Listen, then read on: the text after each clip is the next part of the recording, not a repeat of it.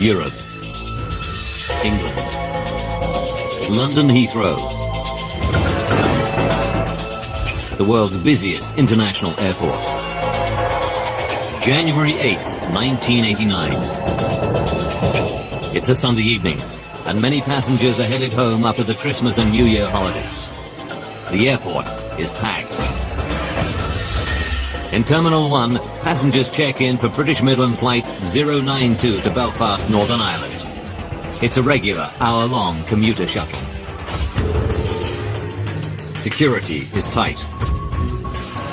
It's the height of the IRA's terrorist campaign against British targets. The IRA has killed 416 civilians in nearly 20 years of violence. Healthcare worker Gareth Jones started a new job in Belfast 3 weeks ago. I'll ask you one or two security questions if I may, sir. Security checks are a way of life. If you lived in Northern Ireland at the time, you got quite used to security. It was a period when there was heightened security there. You look after sisters, right? You look after mother. Bye. The IRA isn't the only reason for Heathrow's high security. Lockerbie, Scotland. 3 weeks earlier, a terrorist bomb blows apart a Pan Am 747 flying from Heathrow to the US. The explosion kills all 259 people on board and 11 more on the ground. It's the worst ever terrorist attack on a US airliner. The authorities suspect it's the work of an Arab terrorist group.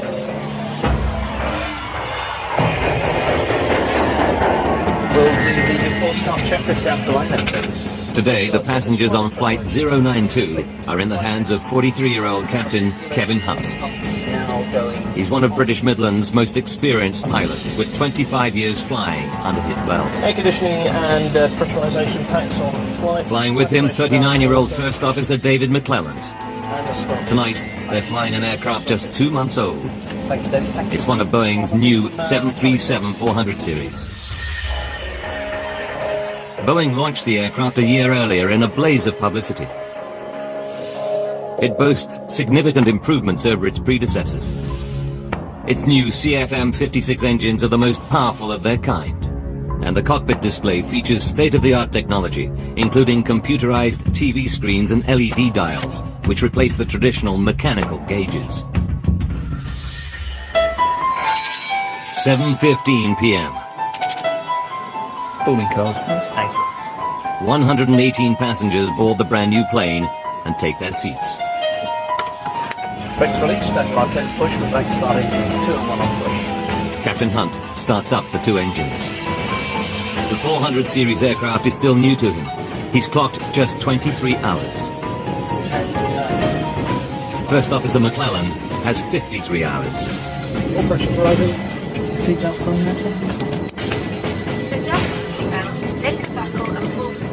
In the main cabin, Gareth Jones has a window seat over the wing in an emergency exit row. Excuse me, sir. Hi there. A flight attendant asks Gareth to read the safety card so that he knows how to open the overwing exit door. Normally he was pretty blasé about it, but it was pleasantly done, and it would have been ill-mannered not to. Air traffic control clears Flight 092 for takeoff. 092 is clear for takeoff, 27 right, surface winds 270 degrees. Weather conditions are perfect. Ready to go? Let's go. First Officer McClelland throttles the engines up.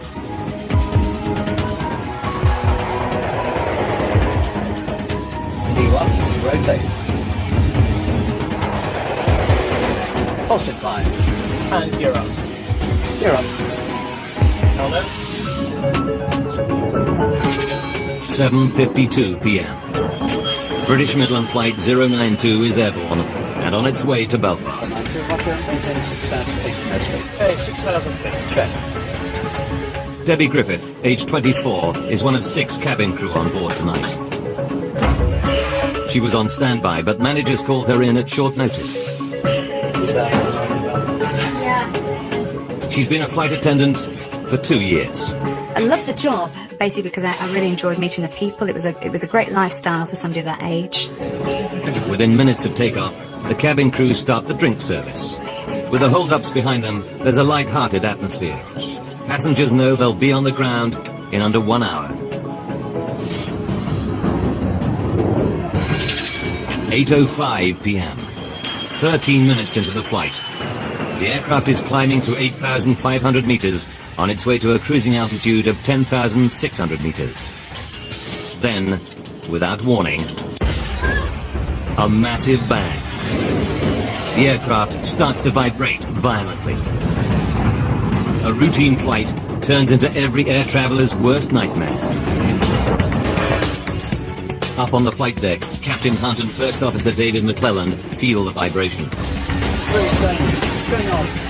Much worse, they smell smoke. What's going on? We've got a fire coming. Tell ATC we need to start in a sec. Smoke can only get into the cabin via the air conditioning ducts.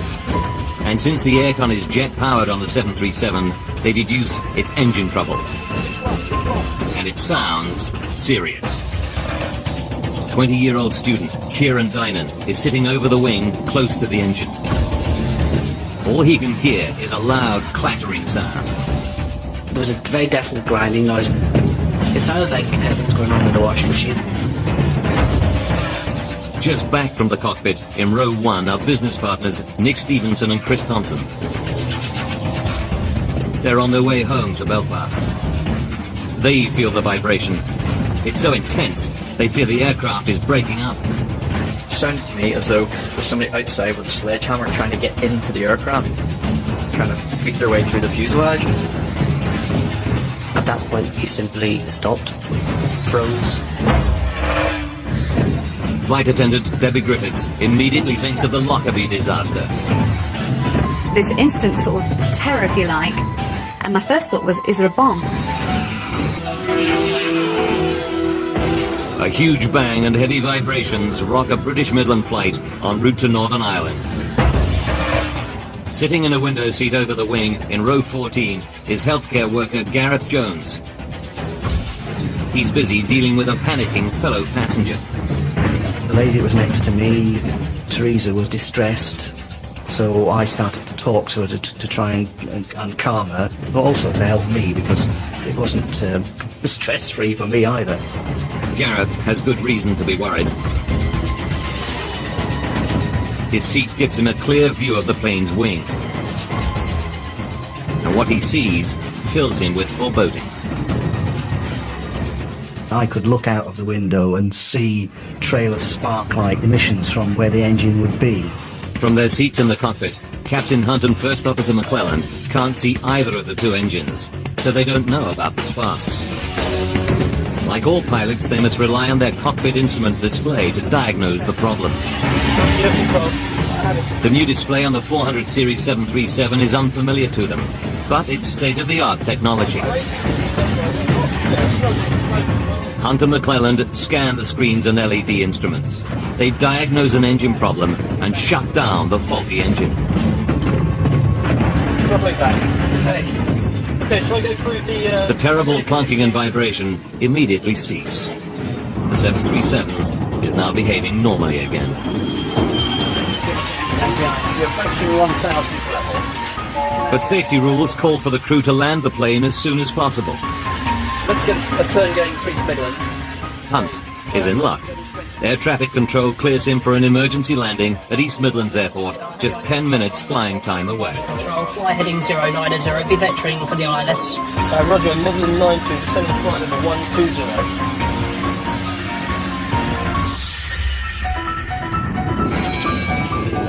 8:10 p.m. Ladies and gentlemen, this is Captain Kevin Hunt. Maybe aware we've had a problem with the aeroplane. The captain goes on the intercom to calm his 118 passengers and to tell them he shut down the malfunctioning engine. We are unfortunately therefore unable to continue our flight into Belfast. He says they'll be safely on the ground in 10 minutes. It should be perfectly routine landing, as I say.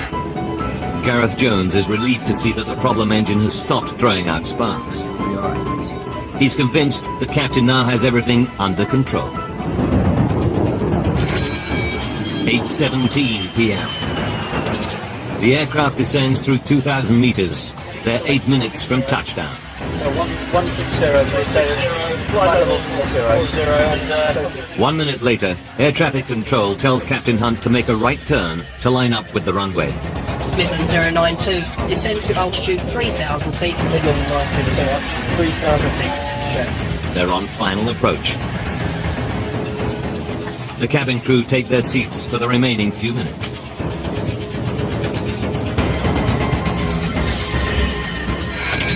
(8:20 p.m.)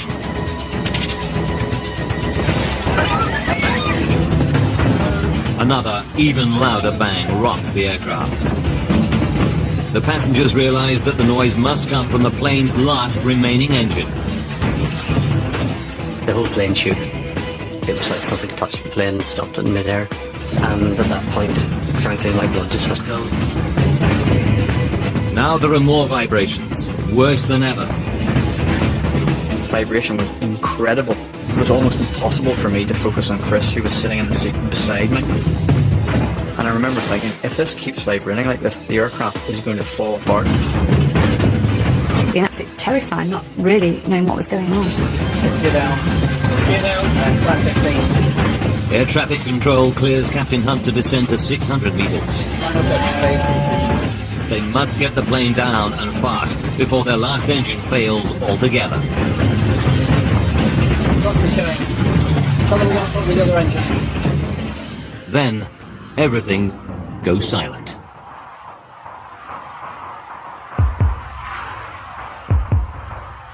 The plane's last engine has given out. The passengers now know they're going down.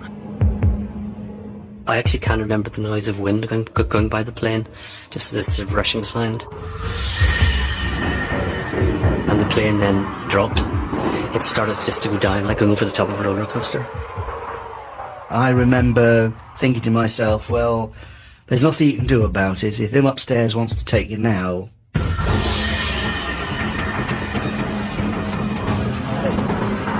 Captain Hunt has lost both engines. With no forward thrust, the plane is now fighting a losing battle with gravity. 66210 knots. Hunt orders the first officer to try to restore power. McClelland begins the reignition sequence, but they're losing height rapidly. Now the left engine catches fire. Fire. Shall I do the fire drill and I'm running out? It's not going. The 737 is dropping out of the sky. Captain Hunt's control column starts to shake violently. The ground proximity warning system tells him he's coming down too quickly. The pilots can see the airport runway lights less than 2 kilometers away. But there are more lights closer to the plummeting plane. The lights of the M1 motorway, the UK's major north-south artery. If they crash on the motorway, the death toll could be horrendous.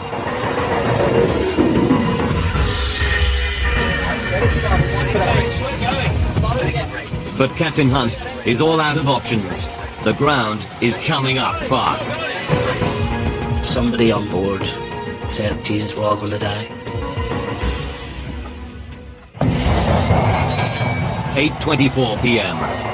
British Midland Flight 092 is just 1 minute from East Midlands Airport.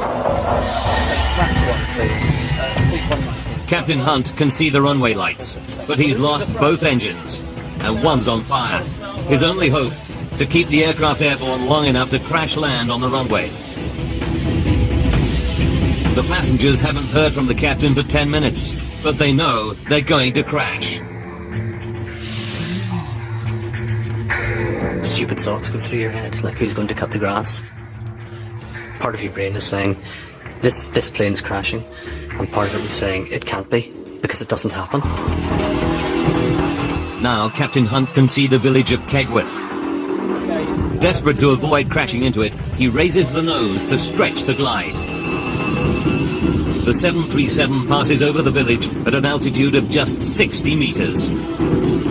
Where have I noticed what I think was a church spire, which actually went by the window, and I sort of thought, a church spire going past the window, I'm in a plane. But beyond Kegworth lies the M1 motorway.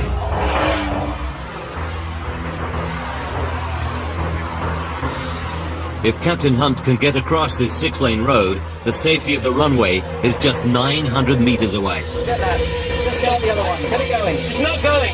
Get it up. It's not going. But he can't keep the plane airborne any longer. He makes a final announcement to the terrified passengers. It's not going, Captain. Prepare for crash landing. Prepare for crash landing. And he said, brace, brace, brace, prepare for crash landing. And the tone of his voice said it all. I can remember going into the brace position and just thinking, this is it. Just before the plane hit the ground, I remember thinking, nobody survives a plane crash. I wonder, will I?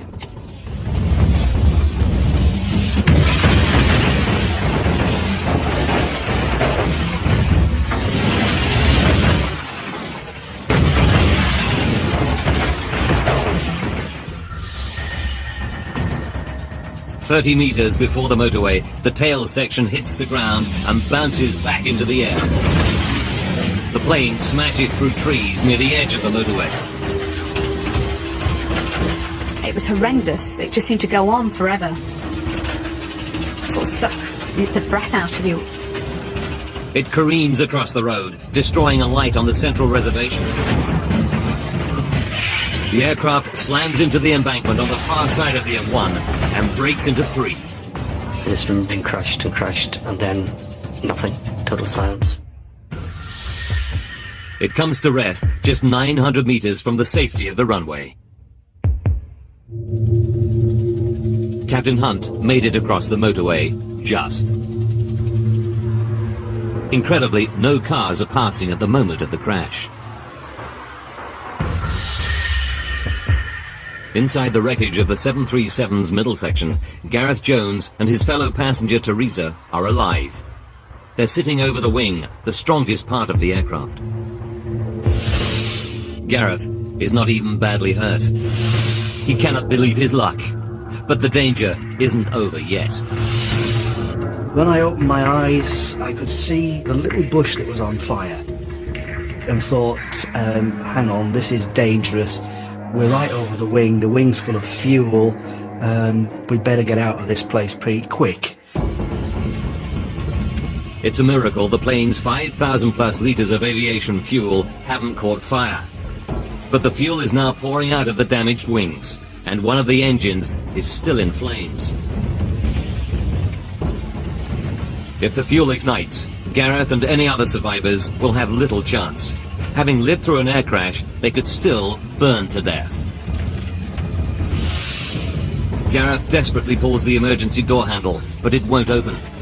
Fortunately, I remembered Jamie's instructions on the card and grabbed the handle, pulled the door in and threw it out. Before the crash, Gareth told fellow passenger Teresa that if they survived the impact, he would get her out. I remember sticking my head back in through the hatch and shouting to Teresa, give me a hand, and this little hand appeared out of the blackness. And I remember pulling her out through the door. Now Gareth climbs back into the plane to look for other survivors. He finds a horrifying scene. Twisted wreckage, injured people shouting for help, and others who are ominously silent. There were people clearly struggling to get out and others that were not moving, and you knew what had happened to those that were not moving. And that's one of the memories I'll carry with me to my grave. In row 1, in the plane's broken front section, business partners Nick Stevenson and Chris Thompson.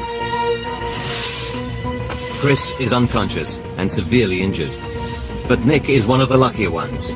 He comes round quickly. The first thing I thought is, I'm alive. The second thing I thought is, there's going to be a fire, get out.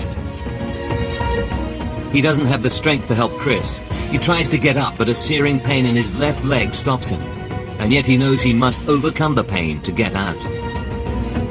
You know, the survival instinct just takes over. The drive, it's incredible. I just knew I was going to get out. I had to get out. Nothing else was of any importance whatsoever. He reaches a break in the fuselage and shouts to passing drivers who've stopped to help. He said, yeah, we see you, you're okay, you know, we'll get you. Carried me down the embankment. Still trapped in the wreckage of the nose section, flight attendant Debbie Griffith. She's in a bad way, but her main fear is a fuel explosion. I was having real problems breathing and actually felt like I was dying. I was really sort of fighting to live. and I just expected the engines to go. And I can actually remember thinking it hurts to me quickly. And 20-year-old Kieran Dynan hangs right over the edge of the shattered midsection. He's badly injured and drifts in and out of consciousness. All the seats in front of me were gone. There's nothing. It was just debris and nothing. 8:30 p.m. 5 minutes after the crash, the fire crews reach the aircraft. They start to douse the whole area with foam. The fireman shouted through, "We've got the engines out." So at least then I knew that we were in with a fighting chance. Within 2 minutes, the engine fire is out. The rescue can begin. Now firefighters scour the plane for survivors. They have the grim task of checking which passengers are dead and which still have a spark of life. I literally just woke up as he shone the torchlight in my eyes, and he said, "Quick, this one's still alive." And then I blacked out again. Kieran is pulled out of the plane and rushed to hospital.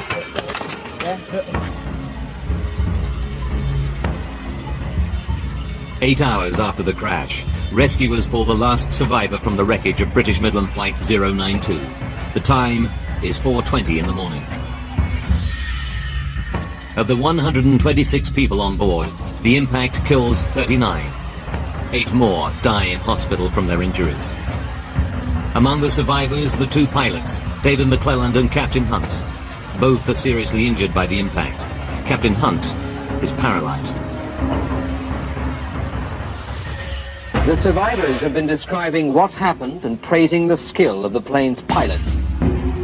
But what could cause a brand new aircraft to simply fall out of the sky? Sabotage by terrorists is one possibility. It's just 3 weeks since a Pan Am 747 exploded in mid-air above the village of Lockerbie in Scotland, killing 270 people. Did a terrorist bomb down this plane too?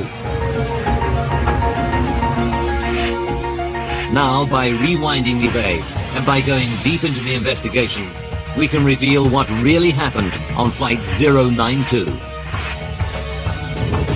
Advanced computer simulation will take us where no camera can go, into the heart of the disaster zone.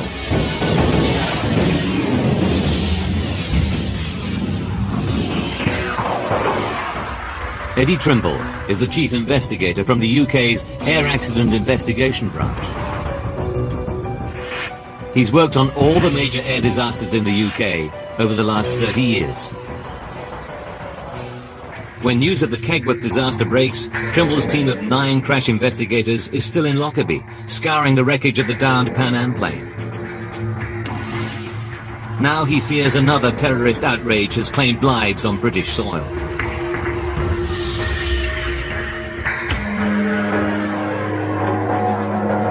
Trimble arrives at the crash scene around midnight, just 4 hours after the accident.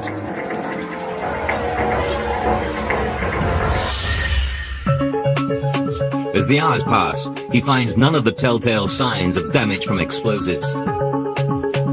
The team quickly rule out a terrorist attack as the cause of the crash. This is not another Lockerbie. Investigators now turn to the possibility of mechanical failure. Survivors report a double engine failure. It seems almost incredible, but the theory soon surfaces in news reports. The experts say the chances of both engines on a brand new airliner failing at the same time are 100 million to 1. But that seems to be what happened last night. Eddie Trimble knows that if both engines failed almost simultaneously, the implications are enormous. There are 18 of the new 737s in service. Could they all be flying with a fatal flaw? The investigators need to find out, and fast.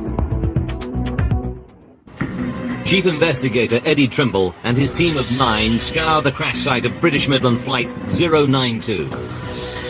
They desperately need clues to explain what could cause both the 737's jet engines to fail. Accounts of the plane's final moments are coming in from eyewitnesses. They report flames in the left-hand engine.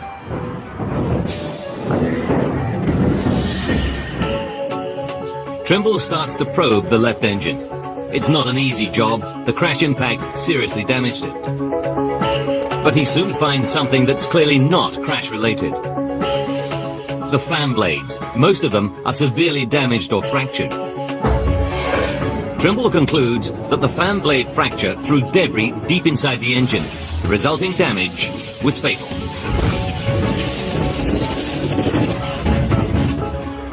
He must send the left engine for further tests to discover what caused the fan blade to fracture in the first place. Now Trimble and his team turn to the right-hand engine, the one the cockpit voice recordings reveal is the first to malfunction. They carry out an inspection of its internal mechanisms. After hours of examination, Trimble reaches a terrible but inescapable conclusion. I thought, gosh, it really does look as though they may have shut down a good engine.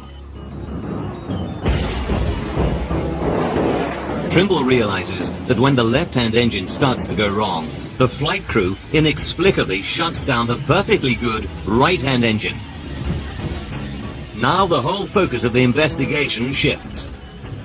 It's not a terrorist bomb or double engine failure that killed 47 people on flight 092. It's a catastrophic human error. This astonishing discovery rocks the aviation world.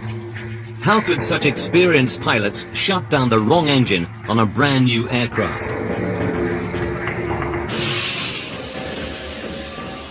Trimble knows that the plane is one of the new 737-400 series launched a year earlier. First Officer McClelland has flown just 53 hours on the 400 series. Captain Hunt even fewer, only 23 hours. Could the pilot's unfamiliarity with some aspect of the new design have caused the fatal error? To find out, Trimble must probe every twist and turn of events on Flight 092. Using the cockpit voice recordings, he starts to analyze every decision the pilots took on the flight deck. Okay, we're just turning off the localizer, column 1 fully established. Midland 092 is fully established. 8:05 p.m., just under 20 minutes before the crash. On the left engine, a fan blade fractures. The broken piece lodges inside the engine casing. The damage to the fan blade throws the finely calibrated engine out of balance. The engine now starts to shudder violently, setting up a vibration that rocks the whole plane. The fracture fatally damages the left-hand engine. It's now just a matter of time before it fails altogether. The flight crew feel the vibration and smell smoke escaping through the damaged engine seals into the air conditioning duct. They wrongly assume there's a fire in one of their two engines. Captain Hunt asks which is the problem engine. Which one? Which one? The cockpit voice recorder reveals the first act in a terrible chain of events. First Officer McClelland starts to say left, but then changes his mind. No, it's the right one. Eddie needs to find out why McClelland hesitates and then gets it wrong. He knows that the pilots can't physically see the engines. They must rely on their instrument display to diagnose the problem. The cockpit display on the new 400 series boasts LED dials and screens in place of traditional mechanical instruments. Did Hunt and McClelland have trouble interpreting its unfamiliar instrument display? The new display has a meter to monitor unusual vibration on each engine. These should allow the pilots to see at a glance which engine is in trouble. The meters have always been a feature of the 737 cockpit display, but on the 400 series they look very different. On the new 737, the engine vibration meter has an LED needle. It swings around the outside of the dial instead of the inside as in earlier versions. And it's only the size of a 20-pence piece. Trimble learns that Hunt and McClelland went on a one-day course to learn about the new 400 series. But he finds that neither of them received any simulator training on the Engine Instrument System, or EIS. Neither pilot had had the opportunity to fly a simulator and learn how to interpret the EIS, whether in normal operation or, very important, during abnormal operation.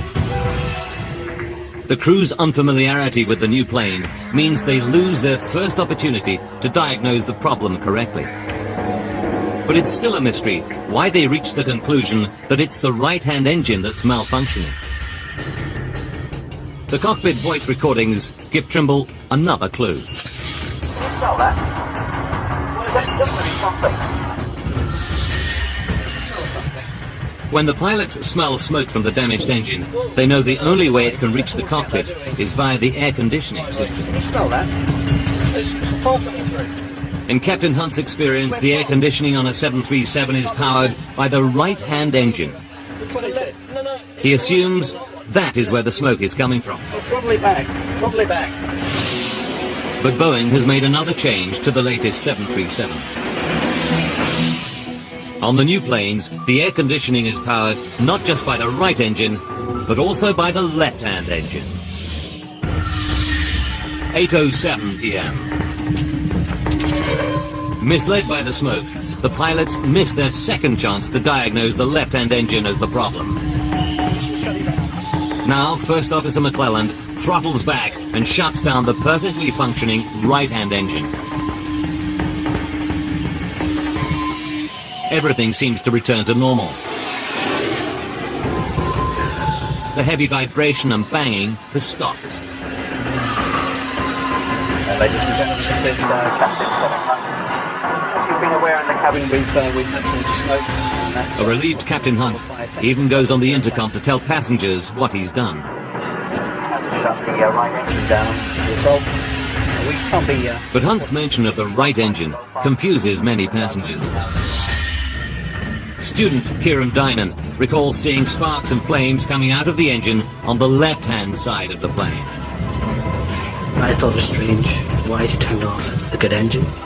When it's so obvious this engine is all on fire. But Captain Hunt and the first officer cannot physically see either of the two engines from the flight deck. Someone from the passenger cabin would have to tell him which engine is in trouble. Investigators want to know why Kieran Dynan and other worried passengers don't raise the alarm. I remember thinking, he still must know what he's doing because he's the professional. Trimble and his team conclude that this trust in the captain prevents anyone on board from raising the alarm. But the investigators still face a big mystery. Why does the aircraft seem to return to normal function after the pilots turn off the wrong engine? To solve this mystery, Eddie Trimble and his engineering specialists delve deep into the workings of the 737's jet engines. All 737s have an auto-throttle, a form of cruise control that maintains the desired airspeed by automatically sending the right amount of fuel to the engines. To shut down the engine, First Officer McClelland must disengage the auto-throttle. This returns the plane to full manual operation and allows him to start throttling back the engine. Trimble suspects that this routine step holds the key to the mystery. He turns to the plane's black box to try to find out exactly what's going on inside the computer-controlled engines at the critical moment. What Trimble discovers about the behavior of the autothrottle explains why the plane appears to fly normally on a badly damaged engine. It's a major breakthrough. The investigation team can now unravel exactly what happened aboard Flight 092 in the final fateful seconds from disaster. 8:05 p.m. When the fan blade fractures on the left engine, its fragments damage the engine severely, causing a reduction in fan speed. The autothrottle reacts by pumping more fuel to the stricken engine, trying to maintain the fan speed. This causes the damaged engine to shudder violently and throw out sparks. These ignite surplus fuel, causing the flames seen by the passengers. 8:07 p.m. It's the right one. Okay, well, Misled by the smoke coming through the air conditioning, the crew misdiagnosed the problem engine. Captain Hunt orders the fully functioning right-hand engine to be shut down. Okay, throttle it back. First Officer McClelland disengages the auto throttle and instantly pulls back the thrust lever on the right engine. The minute he does so, the vibration stops and the smell of smoke disappears. Eddie Trimble now knows why. Data from the black box reveals that when the pilots disconnect the auto throttle in order to shut down the right engine, both engines return to manual throttle. Sensors inside the damaged left engine detect that it's spinning slower than normal, which triggers a reduction in fuel flow. With the fuel flow now at a level the engine can handle, the vibration and flames disappear. Now the left engine appears to be functioning normally, when in fact it's fatally damaged. The crew naturally think they've shut down the correct engine. What they don't realize is that it is disconnecting the auto throttle that solves the problem, not, as they believe, closing down the right-hand engine. That particular effect of the auto throttle was the clincher which caused both pilots to believe that in retarding the right engine they had identified the engine which was malfunctioning. It's a revelation to the investigators that the behavior of the 737's auto throttle might mislead pilots during an engine malfunction. And investigators are about to discover how a last terrible twist of fate snatches away the final chance to save Flight 092. They're ready to be closing the localizer from the right. Eddie Trimble has one piece of the puzzle still to fit. Why did the flight crew not notice that they'd shut down the wrong engine in the 20 minutes they had between the initial crisis and crashing?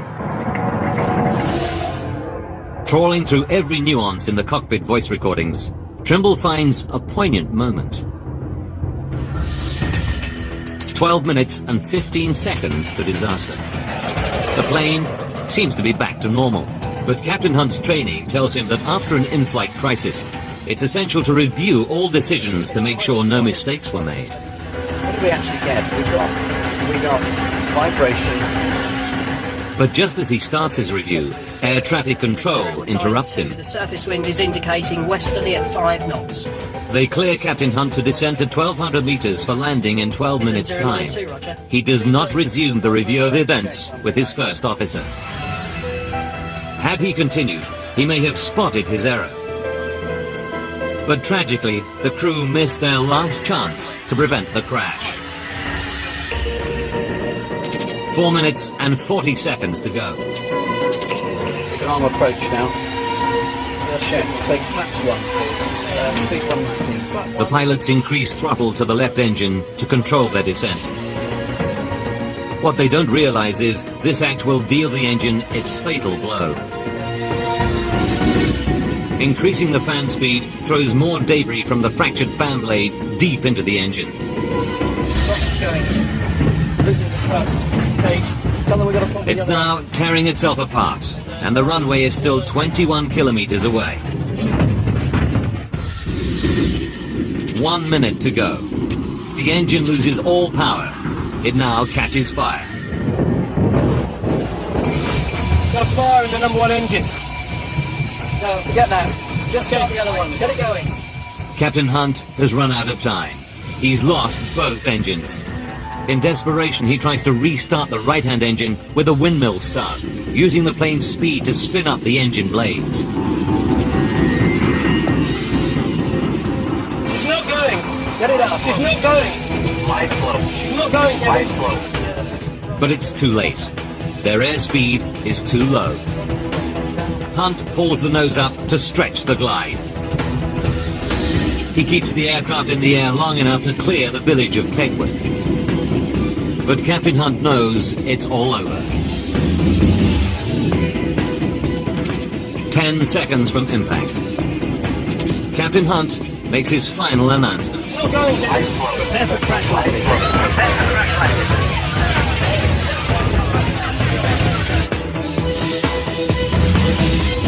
At 8:24 and 43 seconds, British Midland Flight 092 crashes into the motorway embankment at 185 kilometres per hour.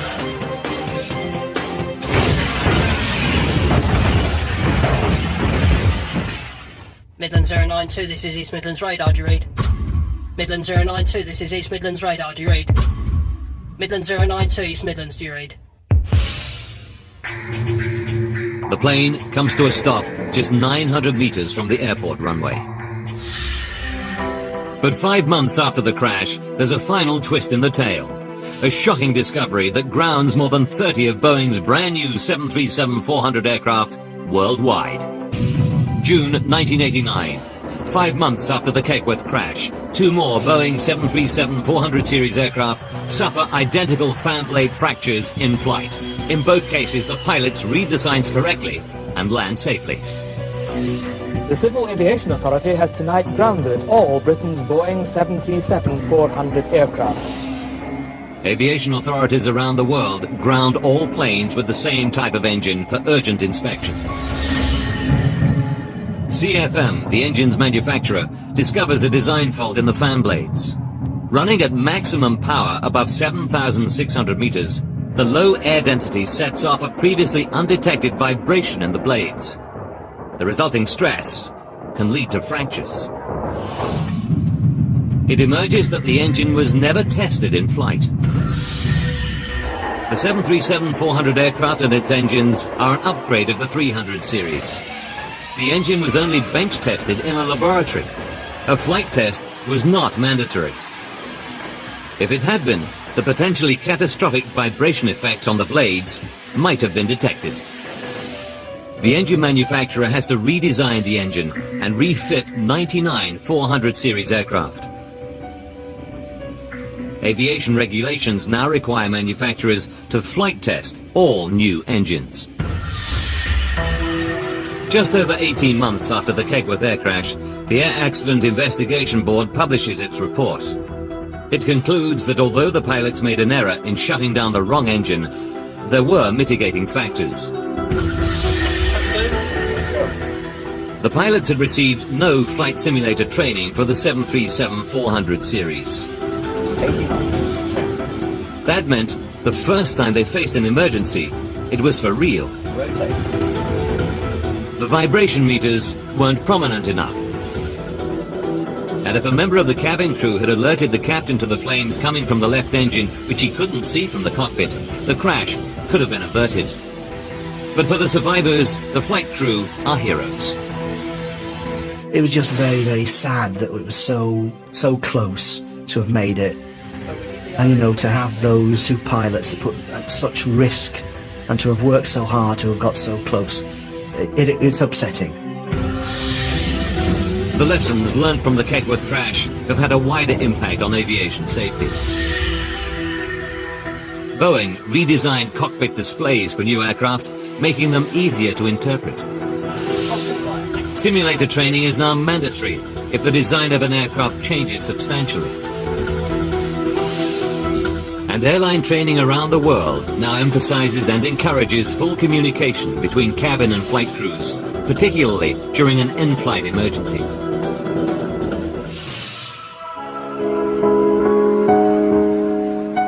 Of the 126 passengers and crew on board, 47 lost their lives. For the survivors, nothing can erase the memory of that dreadful night. But they have rebuilt their lives. Chris Thompson and Nick Stevenson both recovered from their injuries. They're still in business together in Northern Ireland. Kieran Dynan is now married with a young daughter. You know, you still worry about things, but I don't worry more. I think all my bad luck came at once, and nothing ever as bad is going to happen again. Debbie Griffith left the airline industry to train as a nurse. You can't go through a plane crash without changing. It's made me live for the moment. I've always been fairly happy-go-lucky, but I've never felt bitter. I've never felt, why me, why not me? I'm nothing special. Gareth Jones's physical injuries on the night were minor, but the emotional scars are still with him. You did feel dirty afterwards, that, you know, why me? Why did I survive? What had I done that was special? And to a degree that lives with me to this day. I don't know why I escaped, apart from picking a lucky seat. The Boeing 737 is still the world's most popular aircraft. Today, a 737 takes off somewhere in the world every 5 seconds.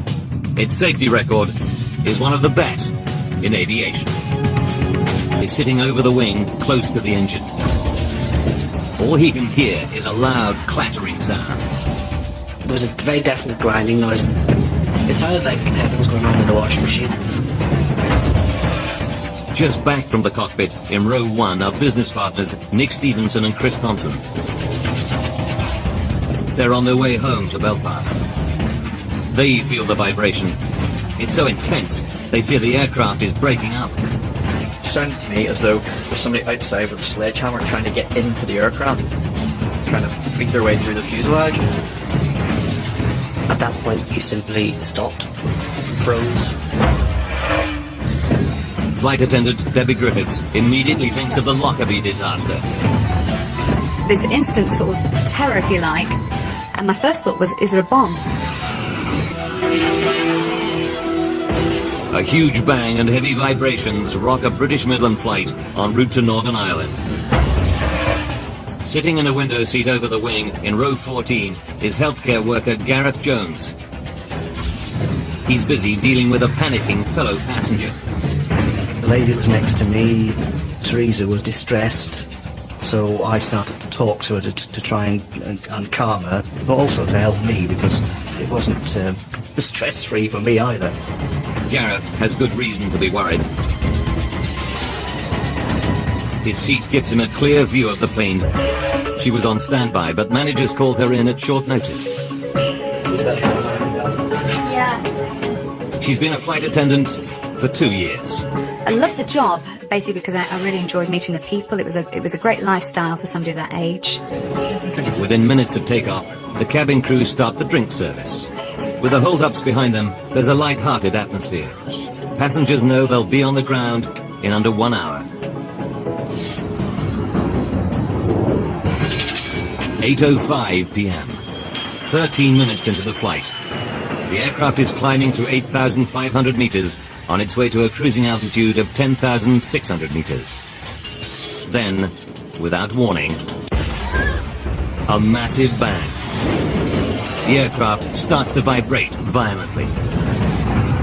A routine flight turns into every air traveler's worst nightmare. Up on the flight deck, Captain Hunt and First Officer David McClellan feel the vibration. What's going on? Much worse, they smell smoke. What's going on? We've got a fire coming. Tell ATC we need to start over a sec. Smoke can only get into the cabin via the air conditioning ducts. And since the aircon is jet-powered on the 737, they deduce it's engine trouble. And it sounds serious. 20-year-old student Kieran Dynan. Europe. England. London Heathrow. The world's busiest international airport. January 8th, 1989. It's a Sunday evening, and many passengers are headed home after the Christmas and New Year holidays. The airport is packed. In Terminal 1, passengers check in for British Midland Flight 092 to Belfast, Northern Ireland. It's a regular, hour-long commuter shuttle. Security is tight. It's the height of the IRA's terrorist campaign against British targets. The IRA has killed 416 civilians in nearly 20 years of violence. Healthcare worker Gareth Jones started a new job in Belfast 3 weeks ago. I'll ask you one or two security questions on my sir. Security checks are a way of life. If you lived in Northern Ireland at the time, you got quite used to security. It was a period when there was heightened security there. You look after yourself, right? You look after Mother.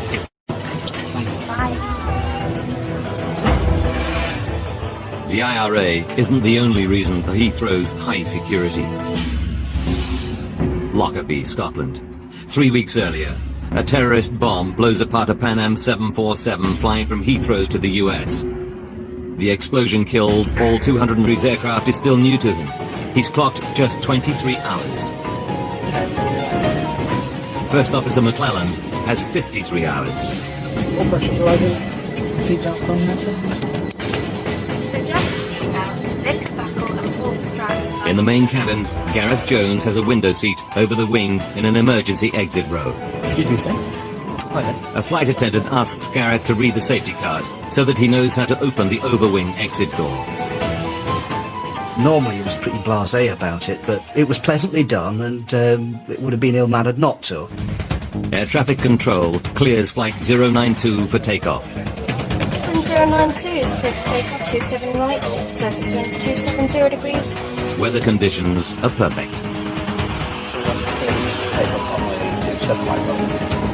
Have we go? Let's go. First Officer McClelland throttles the engines up.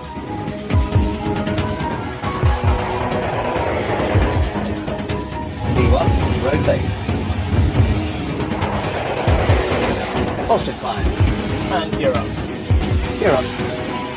Helmet. 7:52 p.m.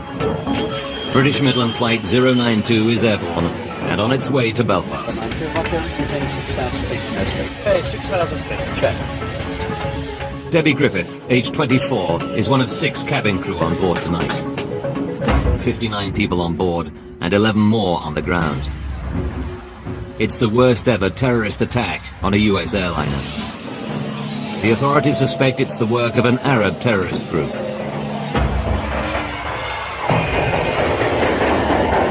Will do the before-start checklist down the line then, please. Today, the passengers on Flight 092 are in the hands of 43-year-old Captain Kevin Hunt. He's one of British Midland's most experienced pilots, with 25 years flying under his belt. Air conditioning and pressurization packs on flight. Flying with him, 39-year-old First Officer David McClelland. And a stop. Tonight, they're flying an aircraft just 2 months old. Thanks, David. Thank you. It's one of Boeing's new 737-400 series. Boeing launched the aircraft a year earlier in a blaze of publicity. It boasts significant improvements over its predecessors. Its new CFM56 engines are the most powerful of their kind, and the cockpit display features state-of-the-art technology, including computerized TV screens and LED dials, which replace the traditional mechanical gauges. 7:15 p.m. Boarding cars. Nice. 118 passengers board the brand new plane and take their seats. Brakes released, then right turn push with blank start engines, 2 and 1 on push. Captain Hunt starts up the 2 engines. The 400